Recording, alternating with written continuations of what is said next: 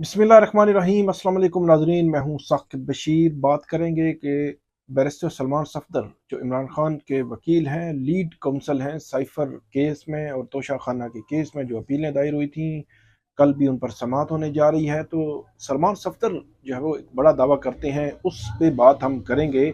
Cipher case से मुतल्लिक ये दावा है उनका, उस पर बात करेंगे। इसके अलावा जेल ट्रायल जो हुआ था उससे मुतल्लिक चंद हकायक कि क्या अब मुमकिन तौर पर क्या सूरत हाल बन सकती है इस्लामाबाद हाई कोर्ट में।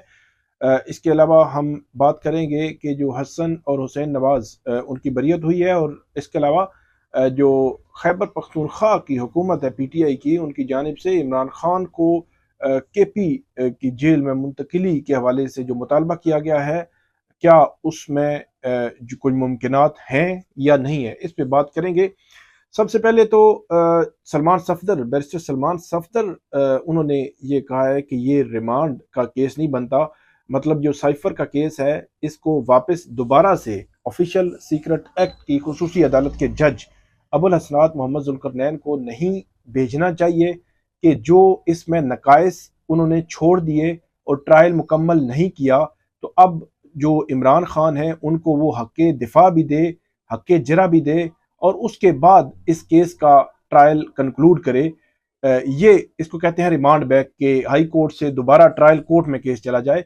तो बैरिस्टर सलमान सफदर कहते हैं कि ये रिमांड बैक नहीं हो सकता, क्योंकि इससे कबल दो दफा जो अबुल हसनात मोहम्मद जुल्करनैन है, वो उनका जो ट्रायल था साइफर का, उसको इस्लामाबाद हाई कोर्ट कलअदम करार दे चुकी है, और जस्टिस मियां गुल हसन और अज़ेब ने ये कलअदम करार दिया, जो इस स्पेशल बेंच का हिस्सा भी हैं। और उनकी जानिब से कहा गया कि अब तीसरी दफा ये उन्होंने गलती की है, तो तीसरी दफा गलती करने के बाद एक दफा फिर वो ट्रायल उनके हवाले नहीं किया जा सकता, ये उनका दावा है।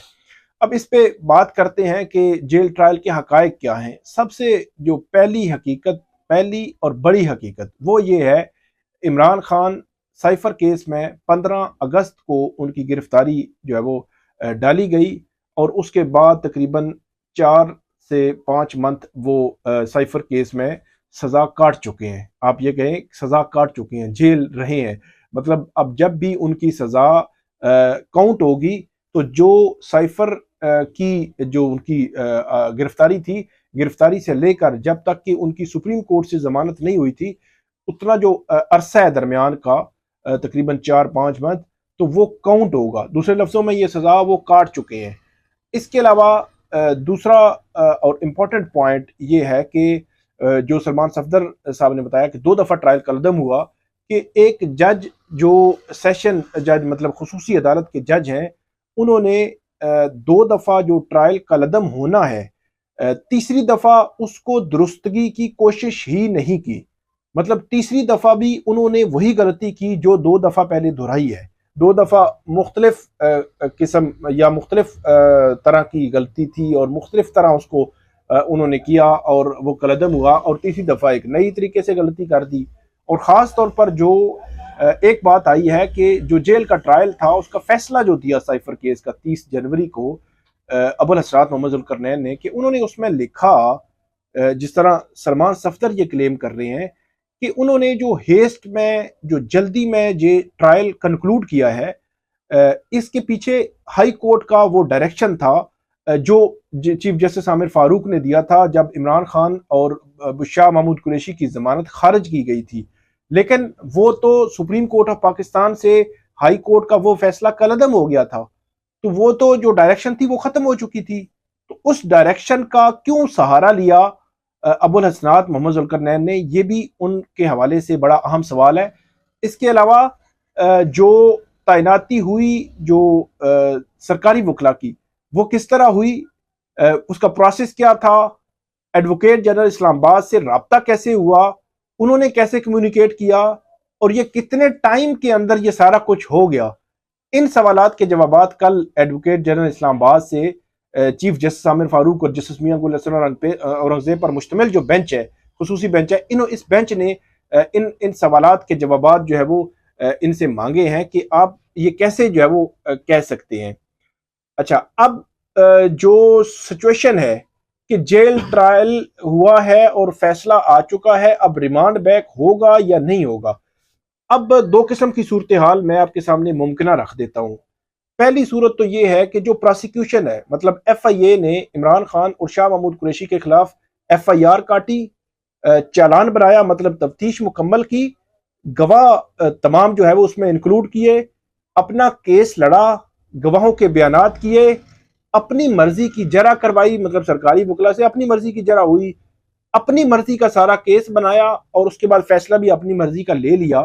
तो इस सारी जो फाइल है, इस फाइल को पढ़ते हुए भी अगर हाई कोर्ट ये समझे कि फिर भी ये केस नहीं बना सकी प्रोसिक्यूशन, तो फिर तो मैं ये कहता हूं कि फौरी तौर पर इमरान खान और शाह महमूद कुरैशी उनको इस केस से बरी कर देना चाहिए। उसकी वजह यह है कि जो कल जस्टिस मियां गुल हसन औरंगजेब ने सवाल उठाया था, जो कम्युनिकेशन है कि जो साइफर था उसके अंदर क्या लिखा हुआ था, जो ट्विस्ट किया गया, जो किसी गैर मुल्की ताकत के हाथ लग गया और पाकिस्तानी स्टेट को नुकसान पहुंच गया और वो रिटेन कर लिया इमरान खान ने और वो पब्लिक में बता दिया। तो ये चारों जो चीजें हैं कि जब वो कम्युनिकेशन है वो कहां पे है, किस तरह है, वो ट्रायल कोर्ट ने देखी ही नहीं है। मतलब सेंट्रल पॉइंट ट्रायल कोर्ट ने देखा ही नहीं है, तो कैसे उसको वो जस्टिफाई कर सकेगी।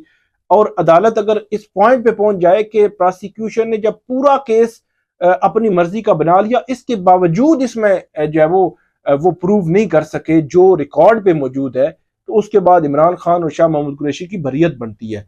दूसरी सूरत यह है कि अगर अदालत ये समझे कि इस केस में जी जो तो रिकॉर्ड पे चीजें आ चुकी हैं, इस रिकॉर्ड के मुताबिक ज्यादा नहीं तो कम सजा बनती है, तो फिर उनको रिमांड बैक करना चाहिए, वगरना यहीं पे अदालत को यह डिसाइड करना चाहिए। और आखिरी बात कि जो जज साहब हैं उन्होंने पहले 2 दफा गलती की और उन्होंने तीसरी दफा भी वही गलती दोहराई है, तो उन्हीं को आप वापस करेंगे कि वो सुने? तो ये भी तो एक सवाल है जो अदालत ने देखना है, हाई कोर्ट ने। मेरा ये ख्याल है कि अगर रिमांड बैक की भी बारी आई तो हाई कोर्ट खुद जो है वो जो भी चीजें हैं उसमें करके और मेरिट पर इस केस का फैसला कर दे, ताकि वंस फॉर ऑल ये सेटल हो जाए। वरना उसी जज को भेजेंगे तो फिर आप क्या तवक्को रख सकते हैं? मेरा ये ख्याल है, मेरी ये ओपिनियन है, इस तरह की सिचुएशन जो है वो हो सकती है। लेकिन चीफ जस्टिस आमिर फारूक और जस्टिस मियां गुल हसन औरंगजेब कल इस पर अहम समाअत जो है वो करने जा रहे हैं, वो देखेंगे कि क्या समाअत होती है। इसके अलावा दूसरा जो मामला है कि इमरान खान को KP मुंतकिली की बात की है, जो KP गवर्नमेंट के तर्जुमान हैं और जो उनके रहनुमा हैं PTI के, उन्होंने बात की है। इसमें क्या ये मुमकिन है? मुझे नहीं लगता ये मुमकिन है। उसकी 2 वजूहात हैं। नंबर 1, मरकजी हुकूमत, पंजाब हुकूमत, वो अपोनेंट्स हैं, वो मुखालिफ हुकूमत है PTI की। वो कभी भी नहीं चाहेंगे कि इमरान खान साहब को अडियाला जेल से किसी KP की जेल में मुंतकिल किया जो है वो मुंतकिल किया जाए, जहाँ पे उनको हर किस्म की सहूलियात जो है मुयसर आ सके। पहली बात तो ये है कि ये मुंतकिली नहीं है। दूसरी, टेक्निकली मुंतकिली भी नहीं हो सकती। उसकी वजह यह है 190 मिलियन पाउंड केस चल रहा है जो इस्लामाबाद की एहतसाब अदालत के जज साहब सुन रहे हैं। तो अगर वो KP मुंतकिल हो गया तो फिर उनको वहां जाना पड़ेगा अडियाला जेल की बजाय। तो ये भी एक हर्डल बहरहाल मेरी नज़र में मौजूद है। और दूसरी तरफ जो बुशरा बीबी हैं वो भी उसमें अक्यूज हैं, तो वो बुशरा बीबी को फिर बनी गाला से KP ले जाना पड़ेगा कि हर समात पे वो जेल में जो है वो पहुंचा करेंगी। तो ये भी एक 2 किस्म की हर्डल्स हैं। मेरी नज़र में बज़ाहिर ऐसा जो है वो मुमकिन नज़र नहीं आता, अगरचे जो PTI है उसने ये मुतालबा किया है। आखिरी बात, हसन और हुसैन नवाज जो साबिक वज़ीर आज़म नवाज शरीफ के साहबजादे हैं, ये 2017 अक्टूबर और नवंबर में जो अल अजीज़िया, एवन फील्ड और फ्लैगशिप रेफरेंसेस में इश्तिहारी हो गए थे। और ये मार्च के शुरू में उन्होंने दरखास्तें दी थी इस्लामाबाद की एहतसाब अदालत में। 12 मार्च को उन्होंने लैंड किया इस्लामाबाद लाहौर में।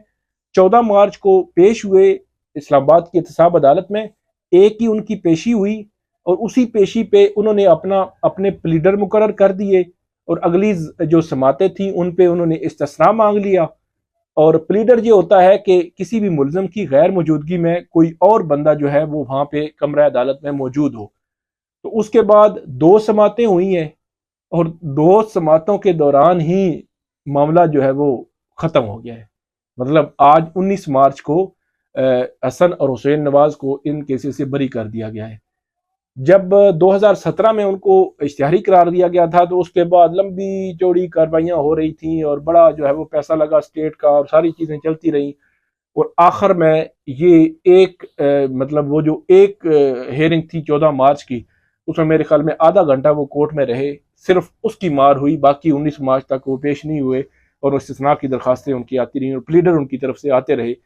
आज पनामा अमली तौर पर पनामा का केस जो है वो खत्म हो चुका है, लेकिन मसला ये है कि क्या ये यही इसी तरह चलता रहेगा या कोई तब्दीलियां भी आएंगी, क्योंकि जिस तरह पनामा आया वो चला गया। आज के साइफर और तोशा खाना जिस तरह आ रहे हैं ये भी उसी तरह जाते हुए नजर आ रहे हैं। तो ये थे आज की वीडियो हमारी, उम्मीद है आपको पसंद आएगी, इस पर फीडबैक दीजिएगा। बहुत शुक्रिया।